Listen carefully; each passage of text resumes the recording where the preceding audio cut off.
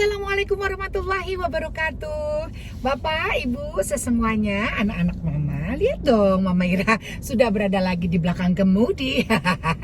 Baru ketemu sama teman ya. Dia tuh udah lama ketemu sama Mama Ira juga. Terus janjian di tempat abis ngajar kan Mama Ira kan di tempat salah satu restoran gitu. Terus kita ngobrol-ngobrol sebentar, gak lama gitu. Terus dia cerita, Mama Ira nggak liburan nih bulan Juli. Terus Mama bilang, anak-anak kita kan udah pada gede-gede gitu. Wah, dia ketawa gitu. Oh iya, aku mau ajak anakku satu, sama dia mau ajak keponakan ya. Jadi mereka berempat nih ceritanya. Kayaknya mereka mau jalan-jalan ke Bangkok atau kemana gitu. Terus dia bilang lagi, kalau misalnya aku mau bikin paspor Mama Ira, sebaiknya bikin paspor yang e-pasport gitu atau yang biasa. Mama Ira ditanyain pasportnya mau e-pasport, elektronik pasport atau pasport biasa. Ya bingung kan Mama nggak ngerti ya kebutuhannya apa gitu. Terus udah nih ceritanya pisah kita, dadah. Akhirnya udah deh cari tahu informasi, ya kan, tanya lagi sama AI, tolong dong bikinkan satu atau carikan satu artikel gitu. Ternyata kita perlu juga membahas tuh ya, ada beberapa orang atau sebagian besar masyarakat yang belum paham gitu. Bedanya pakai e-pasport atau elektronik pasport sama pasport biasa. Ya, ini kelebihan kekurangannya apa aja sih gitu. Nggak ada salahnya kita share ya. Oke, yang pertama, kalau kita bicara tentang e-pasport, berarti kita sudah menggunakan elektronik pasport. Ya, oke. Apa saja manfaatnya atau kelebihannya dibandingkan paspor biasa? Pertama, tingkat keamanannya jauh lebih tinggi. Kenapa lebih tinggi? Karena di dalam paspor itu ya, Mama Ira kurang tahu tepatnya di mana posisinya gitu. Hanya orang-orang dari bagian keimigrasian saja yang tahu gitu ya. Ada chipsnya sehingga data-data kita tersimpan dengan baik ya. Sangat sulit sekali untuk copy atau dipalsukan gitu ya. Simpan datanya jauh lebih secure gitu. Terus dia juga menyimpan biometrik kita. Dari bentuk wajah, kontak mata, itu kan semua difoto ya. Harus lihat, ingat kan kalau kita suka diminta kalau misalnya kita pergi ke mana, luar negeri atau di custom atau di mana gitu, biasanya tolong lihat dulu ke kamera gitu ya. Di imigrasi negara-negara sekarang gitu, mereka minta kita untuk melihat satu kamera.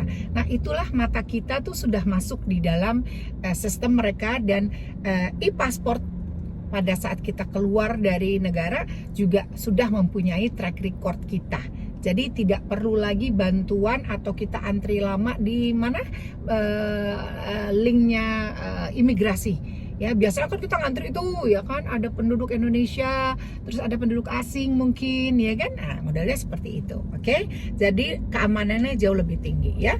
Oke, berikutnya lagi, kalau kita pakai e-pasport itu sudah ada yang diarahkan gitu ya. Kalau kita mau keluar dari negara atau masuk ke satu negara yang sudah menggunakan e-pasport, biasanya mereka ada yang namanya automated gate gitu ya. Jadi ada gerbang-gerbang otomatis gitu ya, pintu-pintu gerbang otomatis yang sudah bisa membaca paspor kita karena menggunakan e-pasport ya. Oke, jadi sangat singkat waktunya, tidak perlu antri lama, tidak ada ditanya-tanya ya. Oke. Berapa harganya Mama Ira?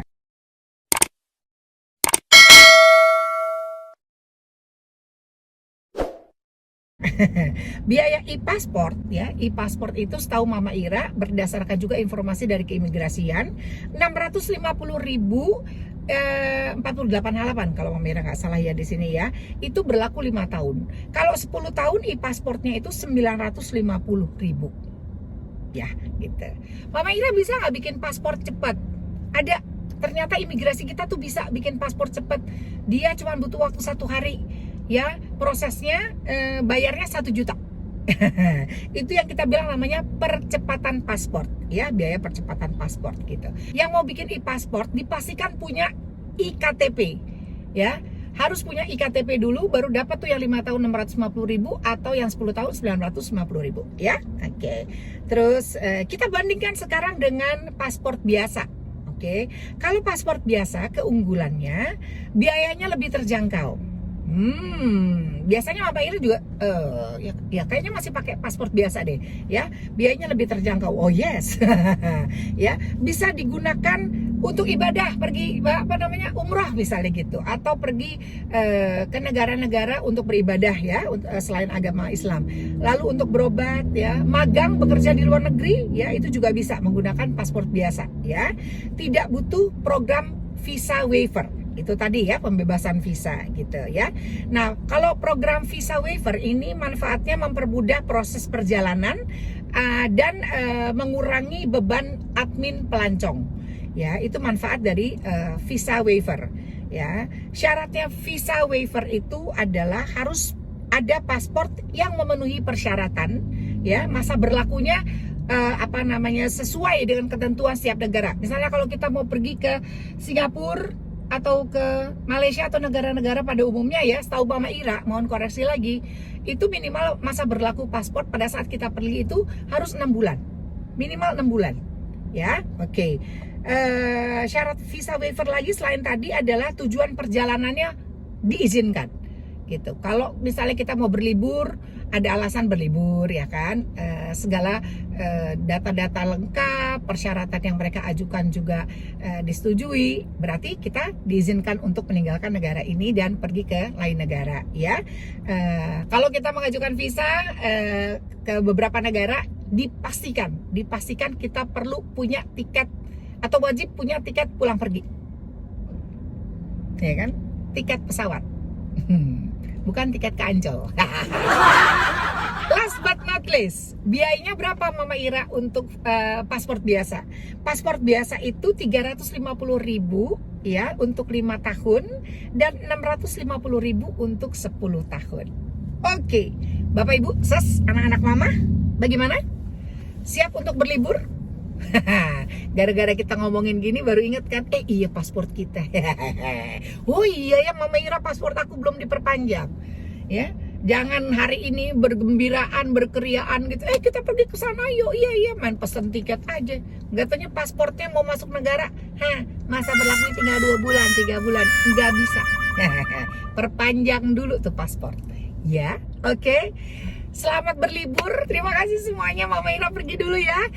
Jangan lupa subscribe, like, comment, and share. Ira Maeso Faril, because this is real. Wassalamualaikum warahmatullahi wabarakatuh.